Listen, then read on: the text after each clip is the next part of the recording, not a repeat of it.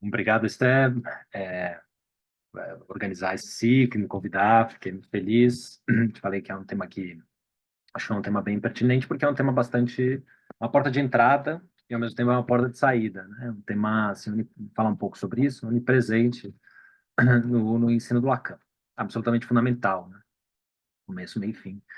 Mas, para me apresentar, então, meu nome é William Zeyton Lianco, já conheço a maioria dos nomes que estão aqui, não tanto os rostos, porque daqui a pouco o pessoal mostra um pouquinho as caras. Mas, para quem não me conhece, então, meu nome é William Zeyton Lian, eu sou historiador de formação, né, inicialmente, sou tradutor hoje especializado em psicanálise, professor da Instituto faz alguns bons anos, né, 5 anos talvez, e coordeno há 3 anos o nosso núcleo arriscado, que é um núcleo que a gente lê Lacan linha por linha e tenta capturar um pouco das reverberações dessa leitura, né? É, na nossa clínica, por isso a gente tem uma reunião de supervisão também, às quintas-feiras, né? Então a ideia é justamente buscar essa circularidade entre a teoria e a clínica, né? A produção teórica, produção conceitual, instrumentalização teórica, a gente poderia dizer também, né? Que é assim, se munir de conceitos, né? A própria proposta do Lacan vai um pouco nesse sentido, de que a clínica se faz com os conceitos, né?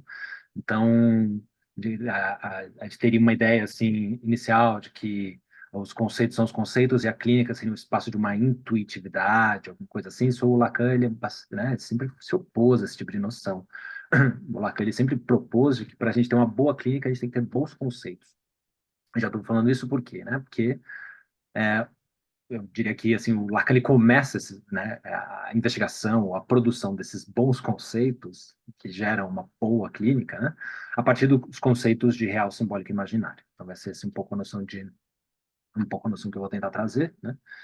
E que eu acho que assim são, né, então nosso grupo é um grupo que a gente instrumentaliza, o que eu quero dizer com isso, né, de que a gente começa a se habituar com essas ferramentas conceituais, que são muito importantes e que, ao mesmo tempo, apresentam uma série de ambiguidades e perigos. Um dos perigos é o que você já falou, né? Isso, né? Que é o lacanês, ou seja, a forma como a gente usa certo léxico, certa gramática, é, certo hermetismo dos conceitos para esconder de alguma forma, para envernizar ou esconder aquilo que a gente não sabe ou aquilo que a gente permanece como um tipo de furo no nosso saber, né?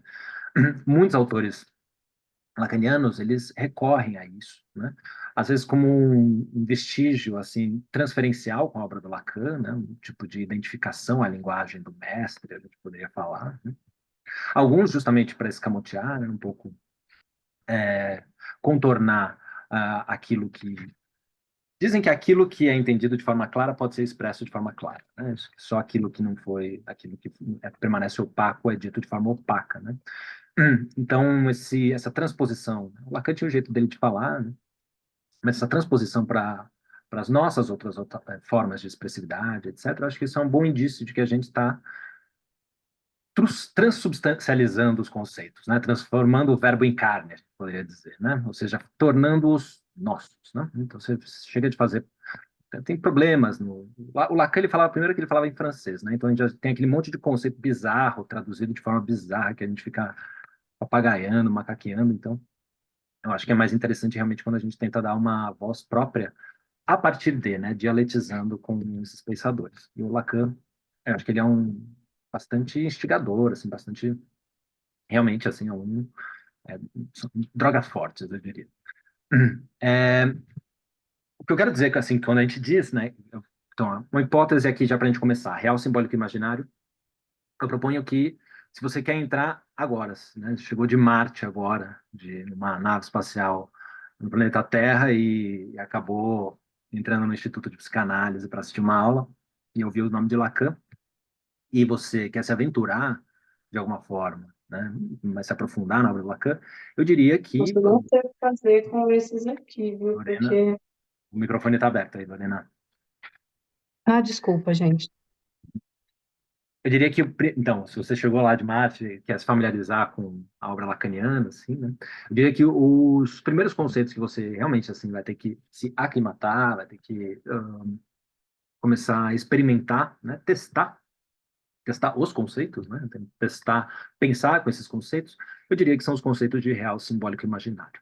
Então, são conceitos que estão, né, vamos lá, a gente, no Núcleo Arriscado a gente está no terceiro ano, então a gente vai entrar no seminário 3.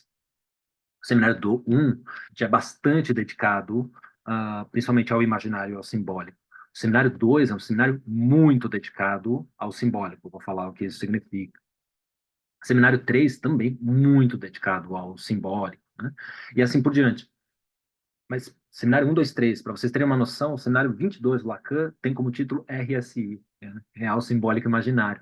Então, você pode ler o último seminário do Lacan, o Lacan está falando sobre real, simbólico e imaginário. Pode ler o primeiro seminário do Lacan, o Lacan está falando sobre real, simbólico e imaginário. Isso não se dá com todos os conceitos na obra lacaniana. Realmente tem conceitos em Lacan que às vezes são mais utilizados e menos utilizados. Mas, né, real, simbólico e imaginário, ainda que eles tenham um deslocamento semântico, ou seja, o sentido de simbólico talvez não seja o mesmo no começo, no fim, lá dos seminários Lacan. Real é um conceito que vai mudar muito, né? Dos seminários Lacan, ainda assim são conceitos que vão estar lá, estão presentes, né? Absolutamente presentes, eles estão em qualquer momento do seminário do Lacan. Então, eu diria que assim, se aclimatar neles é muito importante, né? É, esses são conceitos, eu também diria que é interessante a gente se aclimatar com esses conceitos, porque eles são conceitos que eles têm uma capacidade de transformação da nossa capacidade hermenêutica, ou seja, de nossa leitura dos fatos clínicos, né? Ou seja, são conceitos que transformam profundamente o nosso entendimento daqueles fenômenos que nós observamos na clínica psicanalítica. Quais são? A associação livre, a repetição, o trauma, a transferência, a resistência, a contratransferência, a identificação, toda essa gama, né, de elementos que nós observamos na análise. Eles haviam um entendimento sobre o que eram esses fenômenos antes de Lacan, claro, né? Mas eu diria, né, que o Lacan ele propõe uma modificação radical da forma como nós entendemos todos esses conceitos, essas noções de fenômenos clínicos, porque ele vai ressituar todos eles, por exemplo, a associação livre, dentro da noção a partir das noções de real, simbólico e imaginário. Né? A transferência, né, que vai reinterpretar a partir do real, simbólico e imaginário, a identificação, etc. Então, se exercitar nesses três conceitos modifica a nossa forma de operar clinicamente. Você já não intervém nos mesmos momentos, você já não interrompe a sessão nos mesmos momentos, você já não interpreta sobre os mesmos elementos e você já não orienta o tratamento ou direciona o tratamento, né, com vistas às mesmas finalidades. Né? Né, você vai começar a distinguir o que seria uma interpretação mais próxima do simbólico, uma mais próxima do imaginário, uma que aponte para o real. Isso ainda é vago, tá? Mas só para deixar aqui. Mas não só isso, eu diria que também tem uma importância da gente estudar esses três conceitos, real, simbólico e imaginário, porque são três conceitos que modificam a nossa capacidade hermenêutica em geral. Então, não só de leitura dos fenômenos clínicos, né, mas a nossa forma de ler os fenômenos humanos, culturais, eu diria, como um todo. Tá? E por quê, né? Porque em Lacan, real, simbólico e imaginário são mais do que três categorias propriamente, especificamente clínicas. Real, simbólico e imaginário, em Lacan, são, né, e acho que isso é muito importante, são os três registros da experiência humana.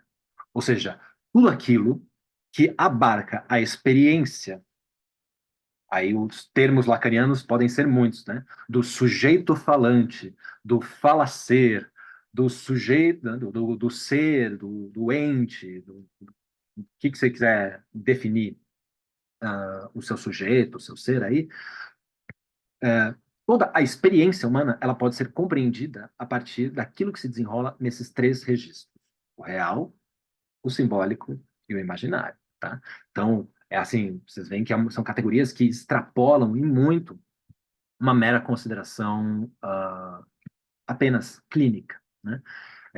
Por isso que realmente, né, assim, é como quando você começa a se habituar com esses três conceitos, você coloca um tipo de de lente, né, a partir do qual você começa a interpretar os certos fenômenos, né, certas estruturas, certas falas, certos eventos, de uma outra forma, né, a partir de uma outra perspectiva, né? Então, eu acho que também, pelo menos para mim, né, além de rico, eu acho extremamente divertidos esses três conceitos, porque você começa a brincar com eles, né? Brincar como, né? Acho que os conceitos servem um pouco para isso, né? Brincar como se brinca com, sei lá, um pedaço de madeira, tentando encontrar usos. Agora é isso, agora é aquilo, né? Da mesma forma, a gente vai jogando com esses conceitos e modificando a forma como a gente entende o mundo, né? Isso está muito próximo do que o Lacan mesmo pensou, assim, nos convidou a fazer, né? A ideia de que, com conceitos novos, né, a gente funda uma nova forma de enxergar a realidade. As coisas não existem até que nós tenhamos conceitos para dar conta dessas experiências, né? A experiência, ela é né, absolutamente dependente da capacidade de nomeação, né? As coisas não existem na clínica até que a gente tenha uma forma de dizer o que elas são, né? E esses conceitos, eu acho que eles, de alguma forma, lançam novas luzes, né? E existe uma tendência também desses três conceitos, né, antes da gente entrar um pouco mais neles, né, que, que extrapola, assim, especificamente o campo da psicanálise, pelo fato de que o Lacan, ele, né, a gente tem uma tendência a achar que, assim, né, os gênios, os grandes gênios, eles têm uma capacidade autoral, né, ou eles são heróicos e solitários, né, essa é a própria mitologia que o Freud criou sobre si mesmo, né, então, assim, né, a fase heróica, solitária, etc. E quando a gente vai a fundo, né, e a gente começa a fazer um pouco a genealogia dos sistemas de pensamento, a gente vê que não é assim, né? E o mesmo com Lacan, né? Por mais que ele tenha uma forma toda original de ser, etc., o Lacan, né, ele bebeu de muitas fontes, né? E, né, se vocês forem dar uma olhada em certos textos, em certos autores, né, muito caros a Lacan, vocês vão ver, né, vocês vão ficar espantados, né? Vocês vão ler Lacan e vai falar assim, nossa, né, Lacan é difícil pra caramba, né, chato, sei lá o quê, ou é enigmático, ou ele faz um monte de volteio, é todo pomposo. Mas se vocês forem dar uma olhada em outros autores, vocês vão ler certos trechos, por exemplo, de Levi-Strauss, ou por exemplo, né, antropologia estrutural, ou de Ferdinand de Saussure, né, que é linguística estrutural, ou certos trechos de Hegel, vocês vão ver que tem uma similaridade com a operação conceitual do Lacan, ainda que não seja igual, uma similaridade muito grande, né? A forma como Levi-Strauss usa os conceitos de significante, como o Saussure também opera esses conceitos, como Hegel usa a noção de desejo, de real, assim. Vocês vão ver que assim, não, essa coisa de gênio solitário, né, que inventou tudo sozinho, né, inventou a roda, isso não existe, assim, né? O Lacan está bebendo de grandes fontes, né, subindo nos ombros dos gigantes, né, como qualquer bom pesquisador do mundo, né? Para você dar o seu grãozinho de areia de contribuição, que seja, né, a história do pensamento humano, você precisa de alguma forma se fundamentar no que há de, né, ou naquilo que você considera de melhor ou de pior, para criticar, né, nos autores que vieram antes de você. E o Lacan fez isso, né? Então, acho que isso também dá uma vocação a esses conceitos de real, simbólico e imaginário, que extrapola muito a psicanálise, justamente porque o Lacan ele bebeu de muitas fontes aqui, principalmente linguística, antropologia e filosofia. Tá? Ah, uma coisa assim para a gente pensar, né? A criação de um conceito, né? Então, os conceitos eles são criados e eles passam a ser utilizados. E a partir do momento que eles passam a ser utilizados, eles definem, recortam e criam uma nova realidade que se torna operativa para nós. Essa realidade, ela não era operativa para nós até que nós tenhamos criado um conceito para isso. Tem uma máxima do La Rochefoucauld, século XVII, que é: muitas pessoas nunca teriam amado se não tivessem ouvido falar do amor. É um pouco assim com os conceitos. Ou seja, que o amor ele não é uma experiência dada no real, mas ele só passa a ser experimentado no momento em que você tem um conceito, né, um nome amor, para nomear essa experiência. É um pouco isso que o Lacan propõe, e é um pouco isso que acontece com todos os conceitos que nós usamos, né? Então, por exemplo, o inconsciente, né? A gente fala que o Freud descobriu o inconsciente. Não, tinha um monte de gente lá que estava falando de inconsciente antes. A palavra inconsciente existia. Mas a partir do momento em que o Freud eleva a noção de inconsciente a um certo estatuto conceitual, né? Esse inconsciente passa a ser operado na clínica, num cenário específico, de uma forma diferente. É nesse sentido que a gente pode dizer que Freud cria o inconsciente, né? ou ele descobre o conceito, né? Talvez criar mais do que descobrir, não sei exatamente. E tem uma coisa que a gente tem que se perguntar sempre que a gente está lidando com algum conceito, é que, com a criação de um conceito, né, que é, sempre que um conceito é criado, a gente tem que pensar a que necessidade ou a que problema esse conceito responde. Nenhum conceito, não se cria conceitos por esporte, digamos, pelo menos não entre, acho que os pensadores, os melhores pensadores. Um conceito, ele é criado para tentar solucionar um problema inerente a um determinado campo do pensamento humano. Sei lá, quando Bauman cria o conceito de modernidade líquida, quando Marx cria o conceito de mercadoria, quer dizer, o que eles estão fazendo ali é tentando, né, de alguma forma, resolver um problema, né, responder alguma questão, né, inerente ao determinado campo de pensamento deles. Né? Freud, Freud, quando cria o conceito de inconsciente, né, estava tentando resolver uma questão inerente à clínica das histerias. No Marx cria o conceito de mercadoria, ele estava tentando entender certas contradições inerentes ao sistema capitalista industrial da época dele.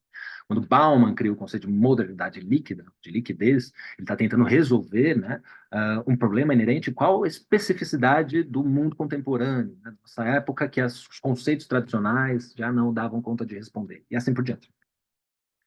Daí, vamos lá, todo conceito ele tem embutido nele um problema. Então, aqui, a ideia é assim, este conceito é a resposta para que pergunta. Né? Acho que é um pouco essa noção. Não? Pensando isso, real, simbólico e imaginário, em Lacan, eles são a resposta para que pergunta que o Lacan estava se fazendo naquele momento. Né?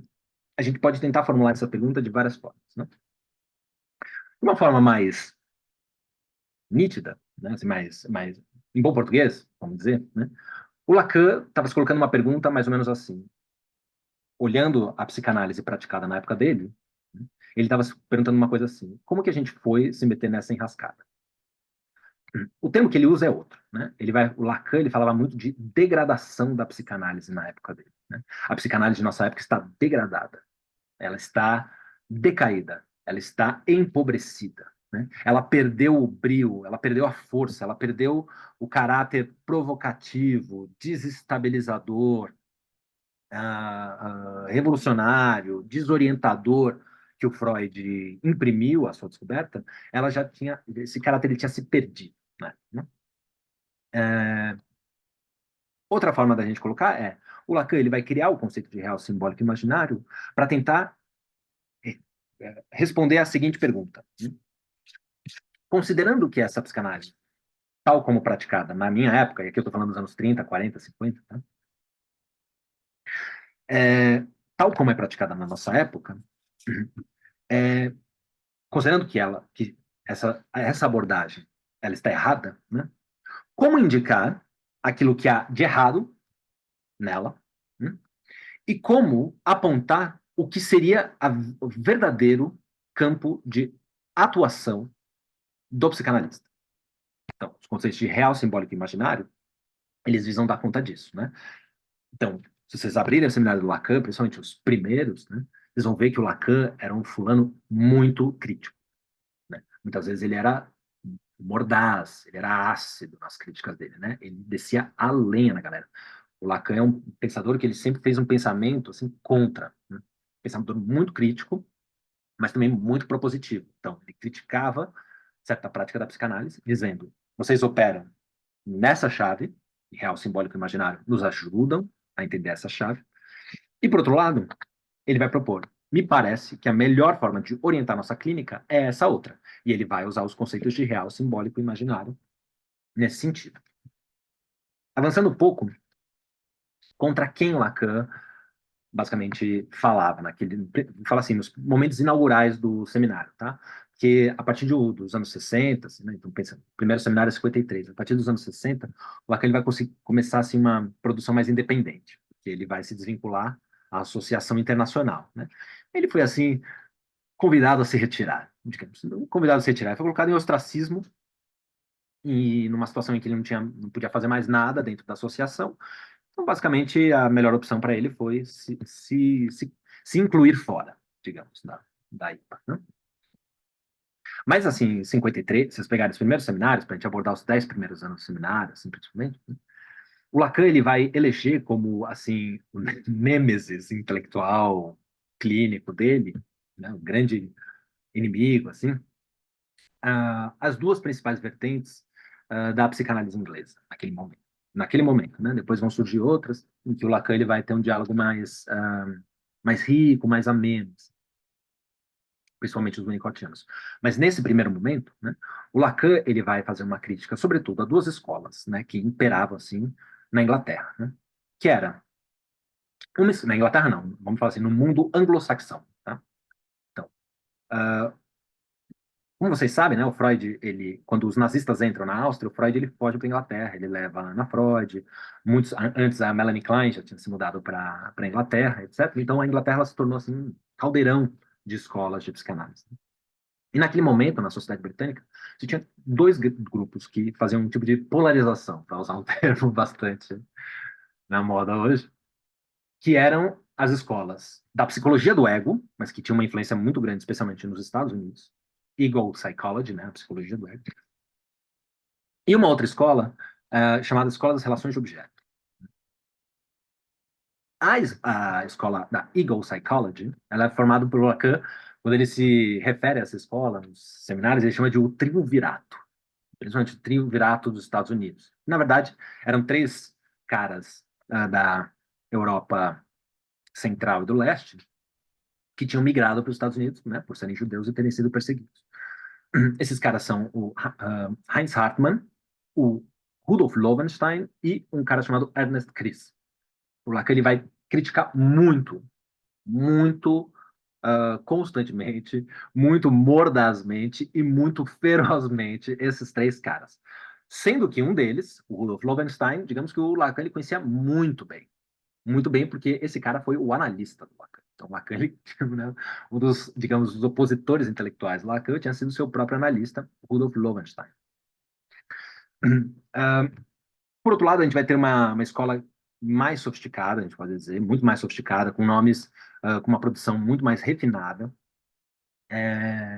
e um protagonismo clínico muito mais inovador, né, pelo menos Lacan deixa transparecer isso, que é a escola das relações de objeto, que é a escola, assim, que a gente pode dizer assim, decorrente, principalmente influenciada pelo pensamento kleiniano, né, que é um pensamento que o Lacan ele tinha muito respeito, de forma geral, ainda que ele criticasse certos aspectos da orientação clínica, né, a forma de orientar os tratamentos, mas o Lacan, ele, quando ele dialoga com esses autores, já tem outro tom, né? Um tom não tão próximo do que critica principalmente o pessoal da escola da psicologia do ego. Vou passar muito por cima assim, das críticas que o Lacan vai fazer, né? Mas, de forma geral, a gente pode dizer que o que o Lacan criticava, né, nessas duas concepções bastante hegemônicas de psicanálise na época, era, dentre outros elementos, é que essas duas escolas, uma mais, outra menos, isso, né? Principalmente a psicologia do ego, né? Ela propunha como objetivo final de uma análise a identificação do paciente com o analista.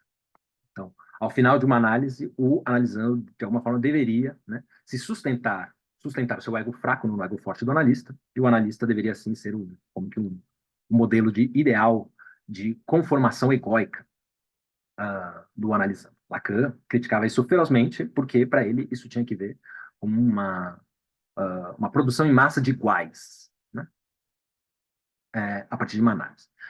A outra escola, o Lacan ia criticar, sobretudo, pelo fato de que essa escola, nas relações de objeto, ela ia entender o processo de análise como um tipo de processo de calibragem da relação do sujeito com a realidade, né?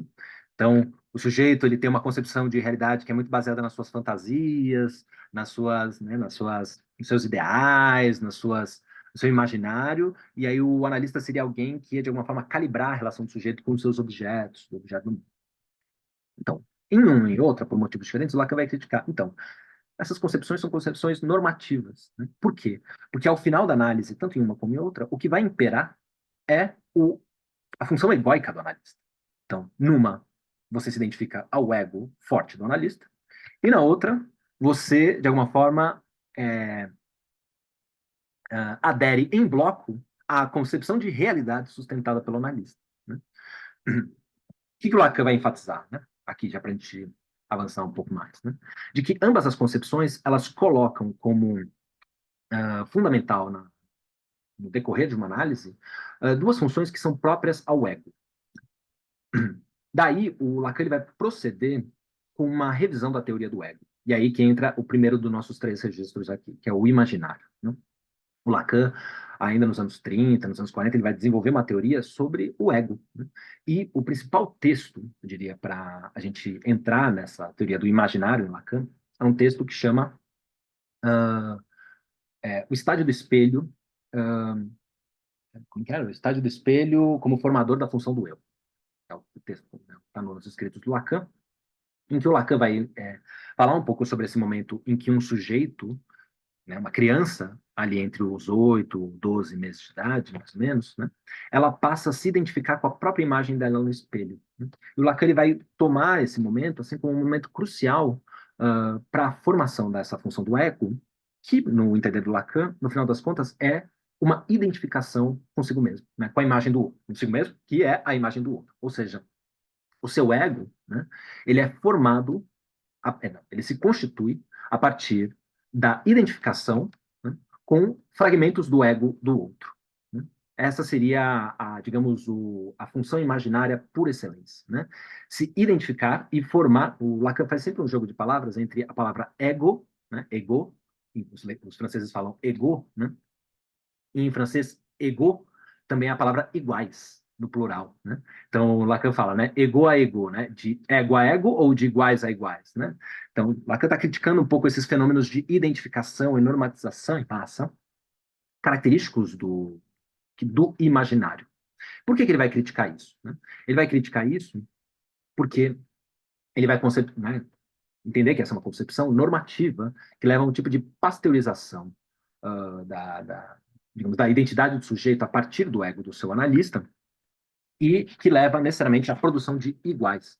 É por isso que o Lacan ele vai dar ênfase, né, no processo de análise à possibilidade da elaboração daquilo que se constitui para o sujeito como diferença. Né?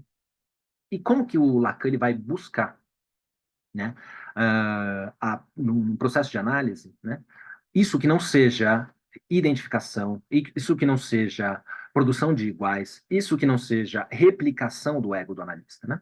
O Lacan ele vai propor isso a partir da escuta de algo que esteja para além do ego, né? Ou seja, algo que esteja para além do registro do imaginário.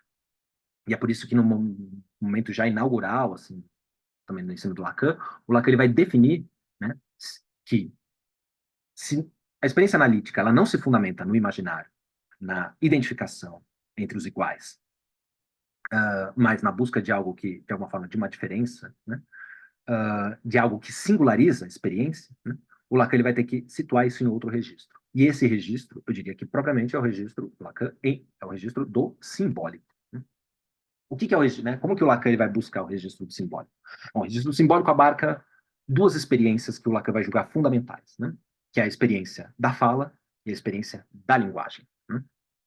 O simbólico não é uma, né, símbolo, simbolismo, simbólico não são categorias operadas ou exclusivamente pelo Lacan. Lacan vai beber muito da fonte da linguística, né, que é uma teoria dos símbolos, e da antropologia. Né? O Levi-Strauss estava trabalhando com essa noção de simbólico. Né?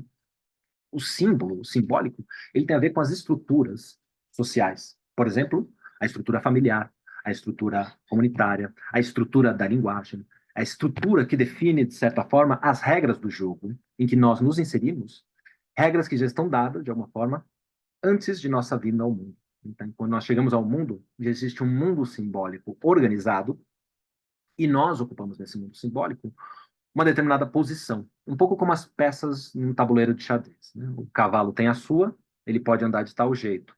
O rei tem a sua, ele pode andar de tal jeito. Né? São as regras do jogo. Então, essas regras do jogo, Lacan vai dizer, né? Elas constituem um tipo de discurso, né? Elas constituem um campo, né? Em que o sujeito transita sem saber inteiramente qual a posição que ele ocupa e de que forma essa própria estrutura o determina e determina os seus movimentos no tabuleiro. Né? Que forma é possível resgatar isso ou, né, de alguma forma, investigar isso? Né? O Lacan vai dizer, a partir da estrutura fundamental onde o sujeito se coloca no mundo, que é a estrutura da linguagem, né? Ou seja, os lugares que ele ocupa no discurso, o Lacan vai chamar esse campo da linguagem de o campo do grande outro, ou seja, o lugar que o sujeito ocupa no ambiente, no discurso parental, no discurso da sociedade, no discurso religioso, ou seja, no discurso dos seus outros, aqui grandes outros, né? Então, o Lacan ele vai esboçar isso, né? Vai investigar isso, principalmente num grande texto que chama Função e Campo da Fala e da Linguagem. O Lacan vai dizer, então, toda aquela abordagem imaginária de você está introjetando, está projetando, aí o sujeito se identifica com isso, o Lacan vai dizer, então, não é nada disso que se trata. O que a gente tem que entender, de alguma forma, são, digamos, as formas como determinado ordenamento simbólico rege as escolhas da vida do sujeito, sem que ele o saiba. E é isso que o Lacan vai chamar de o inconsciente, né? Então, mas essas, digamos, a gente pode dizer, então, o exemplo do xadrez é interessante. Então, o xadrez, nada impede que você pegue sua peça e faça um movimento, né, bota o cavalo lá do outro lado do tabuleiro. Mas você está quebrando as regras do jogo, né? Então, o jogo de xadrez é um jogo ordenado simbolicamente. As peças elas têm um tipo de diferença mútua entre elas, e essa diferença coordena a forma como os movimentos são possíveis, né? No interior do tabuleiro. Então, o Lacan vai dizer, todo ordenamento simbólico, de alguma forma, determina o sujeito. Ou seja, você é determinado pelo discurso corrente, pelas falas, pelas dívidas simbólicas, por aquilo que foi legado a você, sem que você o soubesse, né, no momento em que você entrou com a sua pecinha no tabuleiro. Um dos objetivos da análise é a gente descobrir que campo de possibilidades isso inaugurou. Só que, e aqui eu já quero talvez avançar um pouco para a gente abrir para conversar daqui a pouco, né? O Lacan vai dizer, tudo bem, todo ordenamento simbólico, ele, de alguma forma, rege as condutas de um sujeito. O sujeito é determinado uh, pelos nomes, por exemplo, que são lhe dados, ou pelas, né, determinadas nominações num campo simbólico dado. Filho, mãe, uh, homem, mulher, né? Isso são todos significantes que têm um tipo de operatividade num sistema simbólico que é fundamentado em certas diferenças. Homem, mulher, filho, pai, mãe, e que condicionam e determinam as condutas do sujeito sem que ele o saiba. Então, isso abre todo um campo de possibilidades. O cavalo anda em L, a torre anda para frente ou para os lados, né? A rainha anda em qualquer sentido, os bispos na diagonal, mas não em outros sentidos. Por que eu estou falando isso? Porque isso vai ajudar a gente a entender o terceiro dos nossos conceitos, que é o conceito de real, né? E aqui eu vou usar uma abordagem do conceito de real do Lacan, que é uma abordagem que ele usa bastante no seminário que a gente acabou de ler no Arriscado, é o seminário 2. O que é o real para o Lacan, né? O real para o Lacan não é a realidade. A realidade para o Lacan, o que é a realidade para o Lacan? É uma ficção, né? É uma ficção de ordenamento. E essa ficção de ordenamento, que é a realidade, eu sou eu, você é você, este é o mundo, né? O farol está vermelho, não podemos atravessar, agora está verde, agora pode atravessar, né? Quer dizer, essa realidade ordenada e ficcionalizada, né? Ela é a intersecção do simbólico e do imaginário. Isso não é o real, isso é a realidade. A realidade é o simbólico sobreposto ao imaginário, né?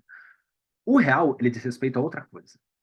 O real, para o Lacan, ele tem a ver com aquilo que está fora, de alguma forma, existe, né? Incluído fora, né?